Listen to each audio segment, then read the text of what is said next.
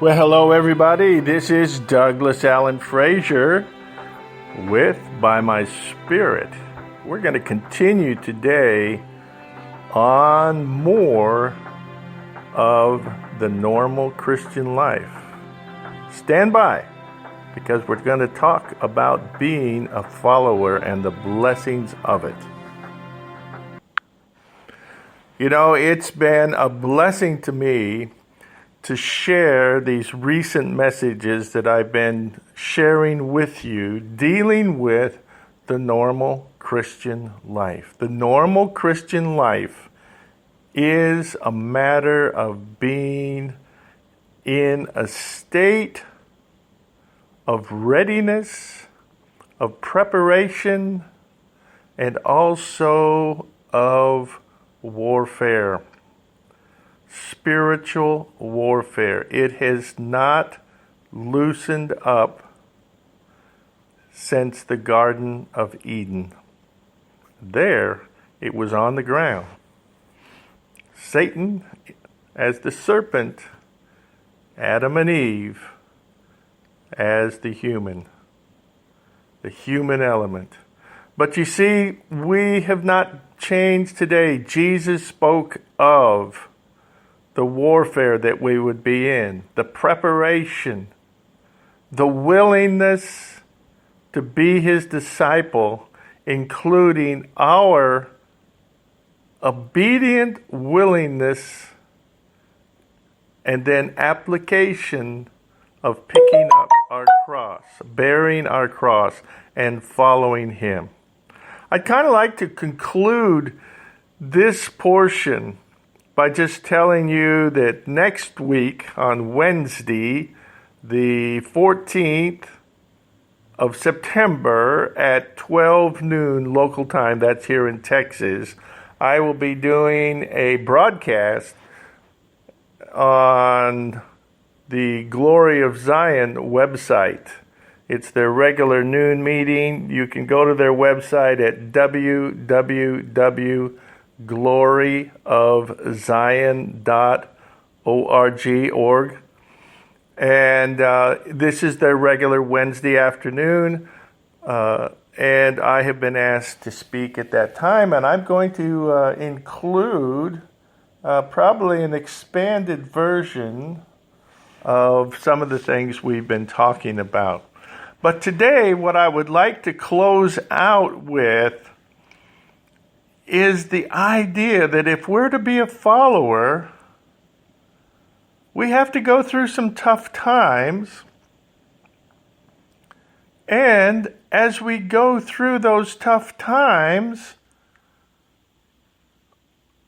if we do it successfully, if we do it faithfully, we will receive a reward.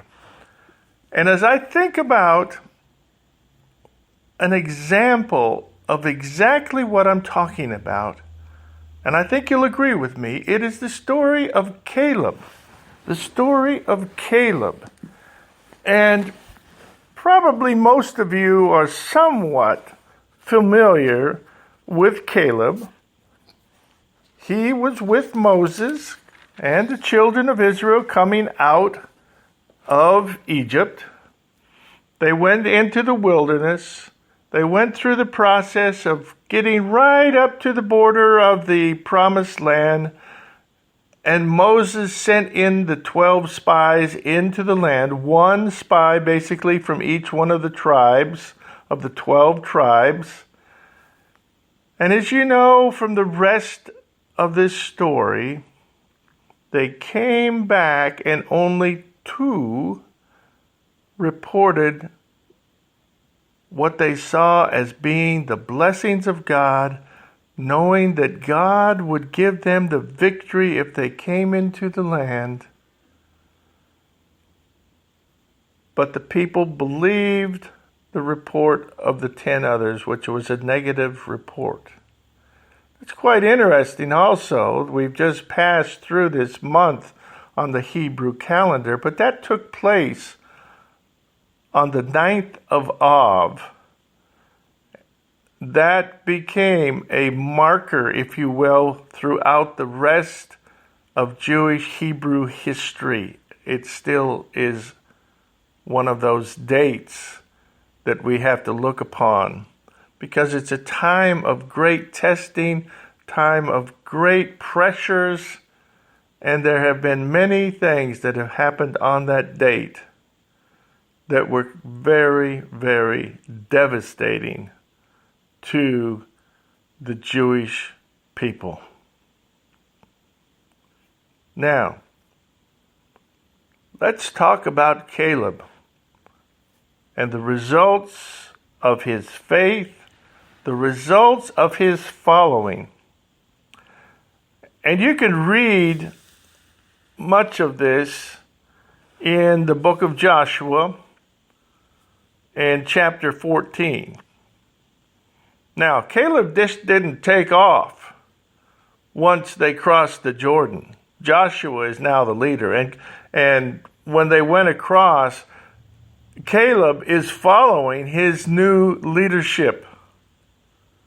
Moses had passed away. The mantle of leadership had been passed to Joshua, and Caleb followed after. He was, I'll put it this way, a loyal and obedient commander from a military position. And he followed. They had battles that they fought.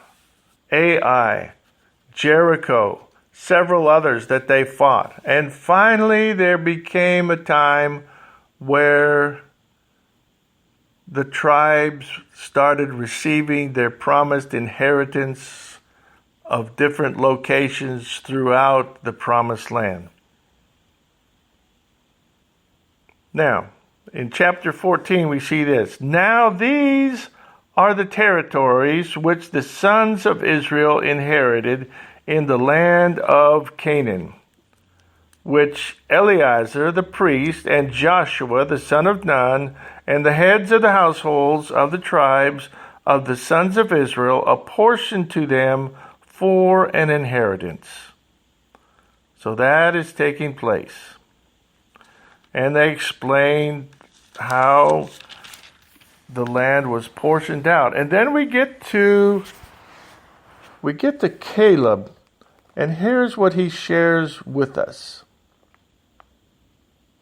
In verse 6, Then the sons of Judah drew near to Joshua in Gilgal, and Caleb, the son of Jephunneh, the Kenizzite, said to him, You know the word which the Lord spoke to Moses, the man of God, concerning you and me at Kadesh Barnea. I was only 40 years old when Moses, the servant of the Lord, sent me from Kadesh Barnea to spy out the land, and I brought word back to him as if was in my heart. Nevertheless, my brethren who went up from me made the heart of the people melt with fear. But I followed the Lord my God fully. I want to reiterate again what Caleb said here. But I followed the Lord my God fully. Now Joshua could say exactly the same words. For they followed the Lord their God fully. And then it says, So Moses swore on that day, saying, Surely the land on which your foot has trodden will be an inheritance to you and to your children forever, because you have followed the Lord my God fully. Now, Joshua and Caleb are now in their 80s. Caleb is noted as being 85 years old. He followed through fully. What was he to receive? He was to receive the blessings of his followership, the blessings that would then be inherited for his generations.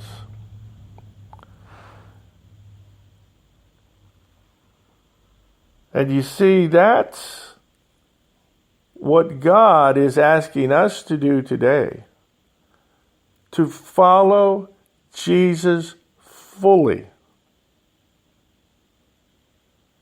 To follow Jesus fully.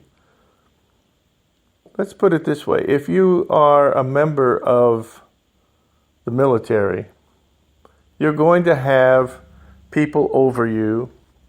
You're going to have your commanders over you. You're going to have your senior NCOs over you.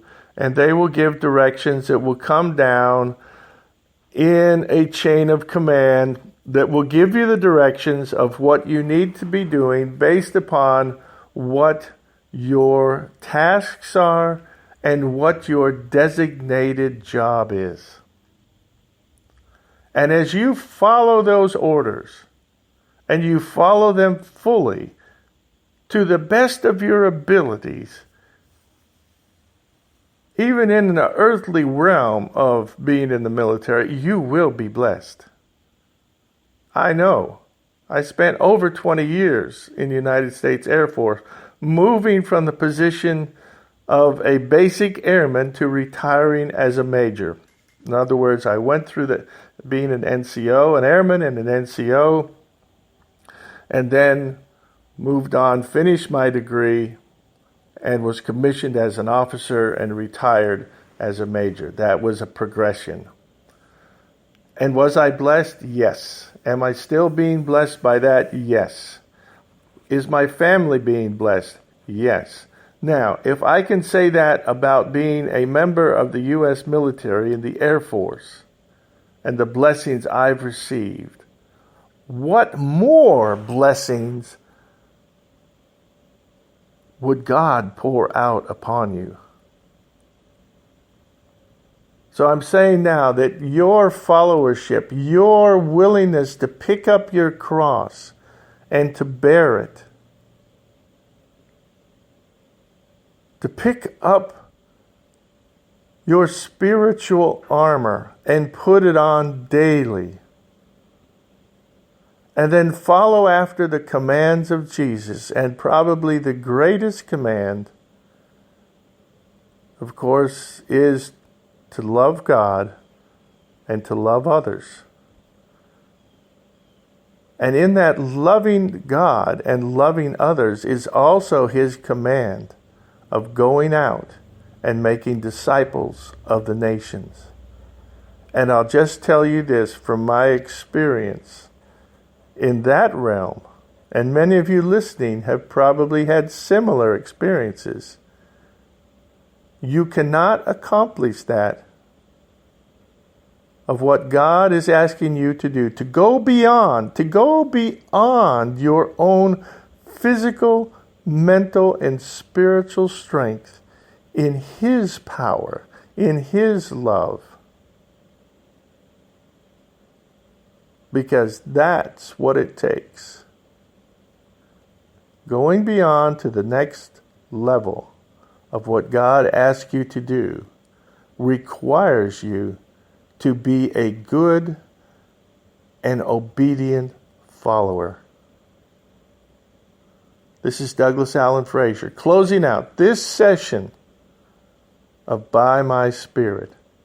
Look in the future for what we're working on that we're calling Douglas Frazier Today. It'll have a lot of elements that we're working on with this program, but look for it in the future. Day by day, I'm working for that. God bless you, and know that this is the day that the Lord has made, and he has blessings in it for you. Seek his face as you take time at your rest, and let him show you what he has got for you today. As you seek to go beyond,